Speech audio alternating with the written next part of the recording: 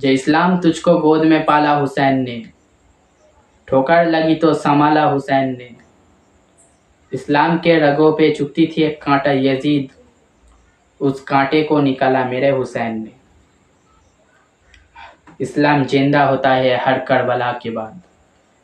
ইসলাম তো আমরা পেয়েছি, নবীজি রাসূল সাল্লাল্লাহু আলাইহি সাল্লাম আমাদেরকে দিয়েছেন, কিন্তু ইসলামকে জিন্দা করেছেন, ইসলামকে রক্ষা করেছেন ইমাম হুসাইন। যখন সব হজ পুরো করার জন্য মক্কায়